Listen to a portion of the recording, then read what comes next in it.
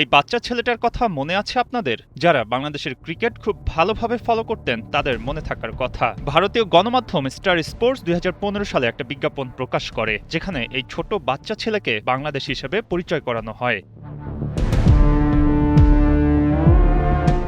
২০১৫ সালে ভারত যখন বাংলাদেশ সফর করবে তার ঠিক আগেই এই বিজ্ঞাপন প্রচার করা হয়, যার পুরোটাই ছিল বাংলাদেশ দলকে বিদ্রূপ করে। বাচ্চা হেতুর সেই বিজ্ঞাপনে বাংলাদেশ নামক সেই বাচ্চাটা ছিল ক্রিকেটে একেবারেই আনাড়ি। ব্যাট করতে নামলেই আউট হচ্ছে, ফিল্ডিংয়ে তাকে বল কুড়াতে পাঠানো হয়। পরোক্ষভাবে বোঝানো হয় বাংলাদেশ তখনও বড় হয়ে ওঠেনি, যদিও সেবার ভারতের বিপক্ষে ২-১ ব্যবধানে সিরিজ জেতে বাংলাদেশ।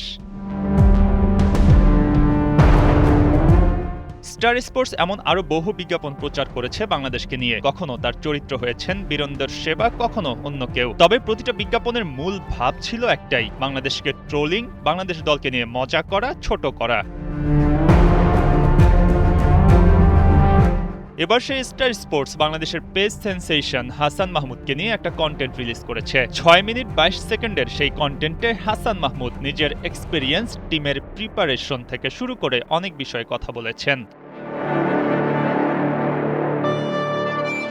স্টার স্পোর্টসের আচরণ এখন বদলে গেছে। যারা বাংলাদেশকে নিয়ে একসময় প্রশংসা করা দূরে থাকুক, কটাক্ষ করে একের পর এক অ্যাডভার্টাইজমেন্ট করেছে, তারা আজ হাসান মাহমুদের এক্সপেরিয়েন্স নিয়ে কন্টেন্ট বানায়। তারা জানে বাস্তবতা এড়িয়ে যাওয়ার কোনো সুযোগ নাই।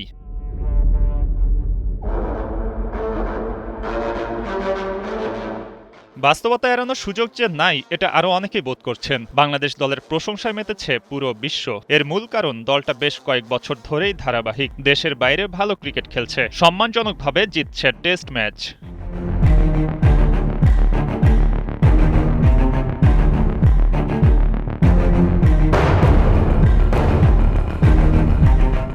অস্ট্রেলিয়ায় ২৩ বছর পর টেস্ট খেলতে গেছে বাংলাদেশ।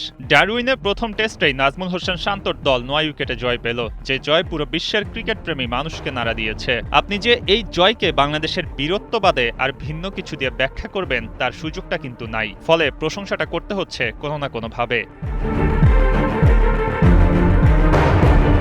পেসার হাসান মাহমুদ নজর কাড়লেন আলাদা করে। হাসানের ওই ৯ উইকেট, তার বোলিংয়ের ভেরিয়েশন, ডারউইনের সবুজ পিচে, এসব দেখে আপনি নিশ্চিতভাবেই আনন্দ পেয়েছেন। একজন পেসার অস্ট্রেলিয়ার পিচে যা করতে চাইবে তাই করতে পারাটা আনন্দের।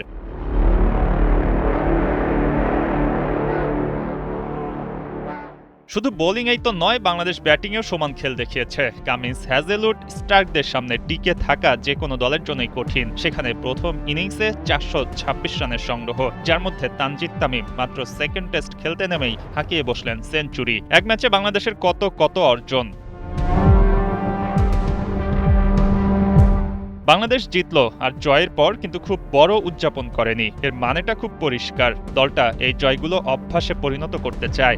এই দল চায় বিশ্ব ক্রিকেট, বিশ্ব মিডিয়ায় নিয়মিত খবর হতে। বাংলাদেশের জয় যেন কেউ আর অস্বাভাবিকভাবে না নেয়। বাংলাদেশকে নিয়ে যাতে আর কেউ বিদ্রূপ করে বিজ্ঞাপন বানানোর সাহস না করে, সেই বার্তাটাই ঠান্ডা মাথায় দিতে চায় বাংলাদেশ। এখন শুধু মাঠের খেলায় সব জবাব দেওয়ার সময়। মঈন হাসান, ৭১।